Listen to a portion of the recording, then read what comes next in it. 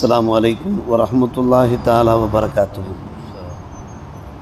अऊज़ु बिल्लाहि मिनश शैतानिर रजीम। बिस्मिल्लाहिर रहमानिर रहीम। मन कान युरीदुल हयातद दुनिया व ज़ीनतहा नुवफ़्फ़ी इलैहिम आमालहुम फ़ीहा व हुम फ़ीहा ला युबख़सून। उलाइकल्लज़ीना लैसा लहुम फ़िल आख़िरति इल्लन नार व हबिता मा सनऊ फ़ीहा व बातिलु मा कानू यअमलून। அமன்னா பில்லாஹ் ஸதகல்லாஹு மௌலானல் அலியுல் அதீம். யார் இந்த தாளுலகத்தினுடைய வாழ்க்கையை விரும்புகிறாரோ, அதனுடைய அலங்காரத்தை ஆசிக்கிறாரோ, இந்த உலகத்தில் அவருக்கான அந்த அமல்களுக்கான அந்த கூலிகளை நாம் நிரப்பமாக தந்து விடுவோம். இந்த உலகத்தில் அவர்கள் எந்த வகையிலையும் குறை வைக்கப்பட மாட்டார்கள். ஆனால் மறுமை நாளில் அவர்களுக்கு நரகம் தவிர வேறு ஏதும் இல்லை.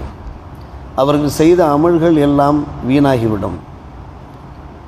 வ ஹபித்த மா சனஊ ஃபீஹா வ பாத்திலும் மா கானு யாமலூன். அதே போன்று ஒவ்வொரு செயல்பாடுகளுமே அழிந்து போய்விடும் என்று அல்லாஹ் ரப்புல் ஆலமீன் சூரா ஹூத் 11ஆம் அத்தியாயத்தில் 16ஆம் வசனமாக பதிவு செய்திருக்கிறான். ஒவ்வொரு முஸ்லீமுக்கும் அல்லாஹ் ஒரு நல்ல விஷயத்தை இங்கே உணர்த்தி கொண்டிருக்கிறான்.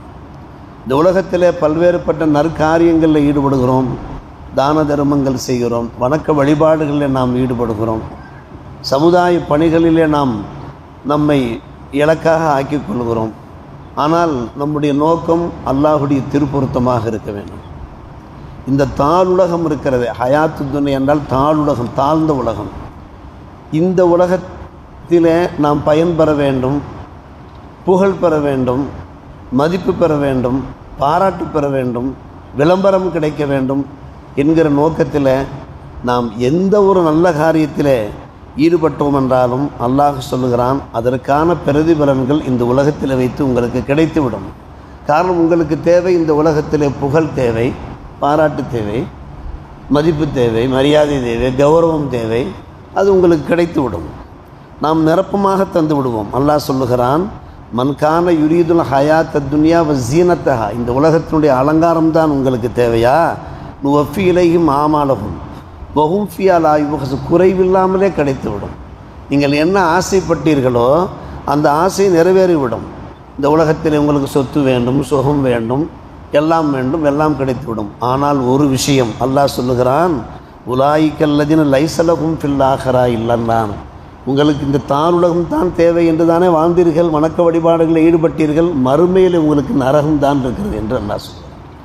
உலாயிக்கல்லதீன லைஸ லஹும் ஃபில் ஆখিরাতি இல்லன் நார். நார் தான் உங்களுக்கு இருக்கிறது.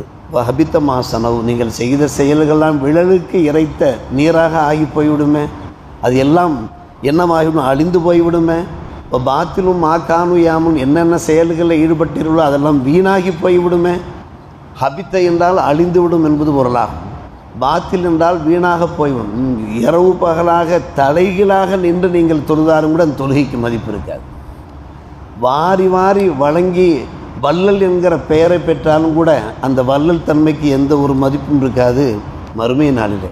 காரணம், உங்களுக்கு இந்த உலகத்திலே புகழ் தேவை, இந்த உலகத்திலே உங்களை மக்கள் மெச்ச வேண்டும், ஒரு சபையிலே நடுவே அமர வைத்து உங்களை போற்ற வேண்டும், பாராட்ட வேண்டும் என்று நீங்கள் நினைத்தீர்கள் அல்லவா? நிறைவேறியதா இல்லையா?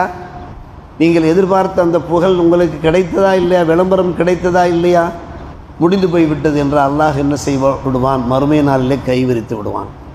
எவ்வளோ பெரிய நல்ல அமல்கள் செய்து அல்லாஹ் நம்மை பாதுகாக்க வேண்டும். அருமை சகோதரர்களே, பெரியவர்களே, எந்த ஒரு நல்ல காரியத்தை நாம் செய்தோம் என்றால் நம்முடைய இலக்கு ஒன்றே ஒன்றாகத்தான் இருக்க வேண்டும், மறுமை வெற்றி. மறுமையிலே அல்லாஹுடைய திருப்பொருத்தம் எனக்கு கிடைக்க வேண்டும், கருணை கடாட்சம் கிடைக்க வேண்டும், பாவ மன்னிப்பு கிடைக்க வேண்டும், விமோச்சனம் கிடைக்க வேண்டும். இந்த நோக்கத்தில் தான் எந்த ஒரு நல்ல காரியத்தையும் செய்ய வேண்டும். அபூ ஹுரைரா ரலியல்லாஹு அன்ஹு அவர்கள் அறிவிப்பு செய்கிறார்கள், நானும் பெருமானார் ரசூலே கரீம் ஸல்லல்லாஹு அலைஹி வஸல்லம் அவர்களும் ஒரு முறை தனியே அமர்ந்திருந்தோம். இருவரும் ஒரு முறை தனியே அமர்ந்திருந்தோம். அப்போது அபூ ஹுரைரா ரலியல்லாஹு அன்ஹு அவர்கள் கூறுகிறார்கள், பெருமானார் ரசூலே கரீம் ஸல்லல்லாஹு அலைஹி வஸல்லம் அவர்கள் சொன்னார்கள், மறுமை நாளிலே நன்கு கவனிக்க வேண்டும், மக்கள் எல்லாம் அல்லாஹ்வுடைய சமூகத்திலே முழந்தாளிட்டு அமர்ந்திருப்பார்கள். முழந்தாளிட்டு என்றால் இப்படி முழந்தாளிட்டு அமர்ந்திருப்பார்கள். அப்போது அல்லாஹ் ரப்புல் ஆலமீன் ஒரு மூவரை பார்த்து சொல்வான், நீ இந்த உலகத்தில் கல்வி கற்றாயே, மக்களுக்கு கல்வியை போதித்தாயே, உன்னை அறிஞர் என்று சொல்வதற்காக வேண்டி நீ போதித்தாய், அந்த பேர் உனக்கு கிடைத்து விட்டது. உன்னை பேரறிஞர், பெரிய காஜி என்று சொல்ல வேண்டும் என்பதற்காக வேண்டிதானே நீ கல்வி கற்றாய், கல்வி போதித்தாய், உனக்கு அந்த புகழ் உலகத்திலே கிடைத்து விட்டது.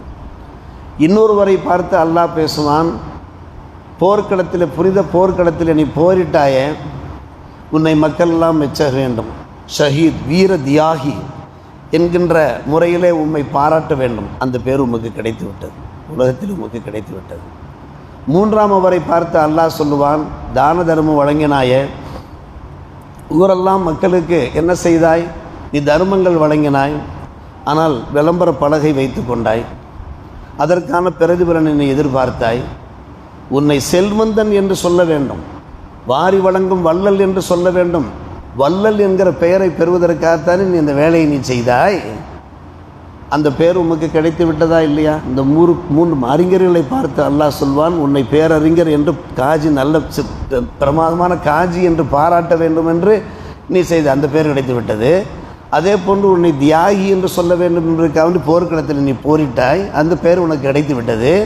அதே போன்று உன்னை மிகப்பெரிய செல்வ சீமான் என்கிற பெயர் பெற வேண்டும் என்பதற்காக நீ அள்ளி கொடுத்தாய், அந்த பேர் கிடைத்து விட்டது, முடிந்து போய்விட்டது. இப்போது உமக்கு ஒன்றுமே கிடையாது, மறுமையில் உமக்கு ஒன்றுமே கிடையாது. இழுத்து செல்லுங்கள் நரகத்திற்கு என்று அல்லாஹ் இழுத்து சென்று விடுவான் என்று பெருமானார் ரசூலே கரீம் ஸல்லல்லாஹு அலைஹி அவர்கள் அபூ ஹுரைராவுடைய முழங்காலை தட்டி பேசினார்கள். இப்படியே வருகிறது, அப்பா இதான்ப்பா நடக்கும், இதுதான் மறுமை நாளில் நடக்கும் என்று சொன்னார். எவ்வளோ முக்கியமான ஹதீஸ் அருமை சகோதரர்களை. இந்த ஆயத்திற்கு ஏற்ப, இந்த வசனத்திற்கு ஏற்ப இந்த ஹதீஸை பதிவு செய்கிறார்கள் தஃப்சீர்களில். அல்லாஹ் காப்பாற்ற வேண்டும். எனவே நாம் செய்கின்ற அந்த வணக்க வழிபாடுகள், அந்த வழிபாடுகள் மூலமாக அல்லாஹ்வுடைய திருப்பொருத்தம் கிடைக்க வேண்டும், பாவ மன்னிப்பு கிடைக்க வேண்டும், மறுமையிலே ஈடேற்றம் கிடைக்க வேண்டும், நம் அனைவருக்கும் சொர்க்கம் கிடைக்க வேண்டும் என்கின்ற ஒரே இலக்கோடு நாம் செயல்பட வேண்டும் என்பதுதான் இந்த வசனத்தின் சாராம்சமாக இருக்கிறது. அற்புதமான வசனம். மன் கான யுரீதுல் ஹயாத்த துன்யா வ ஸீனத்தஹா நுவஃபி இலைஹிம் ஆமாலஹும் ஃபீஹா வஹும் ஃபீஹா லா யுப்ஹஸூன். இந்த உலகத்திலேயே அவர்களுக்கு நாம் தந்து விடுவோம், எந்த குறையும் வைக்கப்பட மாட்டார்கள். லா யுப்ஹஸூன் என்றால் குறை வைக்கப்பட மாட்டார்கள். ஆனால் உலாயிக்கல் லதீன லைஸ லஹும் ஃபில் ஆখিরাতি இல்லன்னார், மறுமையிலே அவர்களுக்கு நரகம் தவிர வேறு எதுவும் கிடையாது. வ ஹபித்த மா கானு வ ஹபித்த மா சனஉ ஃபீஹா, இந்த உலகத்தில் எந்த செய்கைகள், நல்ல செய்கைகளில் ஈடுபட்டார்களோ எல்லாமே அழிந்து போய்விடுமே. ஹபித்த என்றால் அழிந்து போய்விடும்.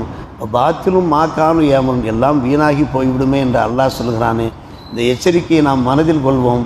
நம்முடைய குடும்பங்களில் நம்முடைய உற்றார் உறவுகளுக்கு உதவுவதானாலும் சரி, சமுதாயத்திற்கு நாம் நல்ல பணிகள் செய்வதானாலும் சரி, எல்லாவற்றுக்கும் மேலாக இறை வணக்கங்களில் ஈடுபட்டாலும் சரி, திருமறை ஓதினாலும் சரி, திக்ருகள் அமல்களில் ஈடுபட்டாலும் சரி, எனக்கு தேவை யா அல்லாஹ் உன்னுடைய திருப்பொருத்தம், மறுமை வெற்றி என்ற இலக்கோடு தான் ஒவ்வொரு முஸ்லீம் வாழ வேண்டும் என்கின்ற இந்த அரிய போதனையை நம்முடைய வாழ்க்கையிலே கடைபிடிப்போம். அல்லாஹ் நல்ல புரிவானாக.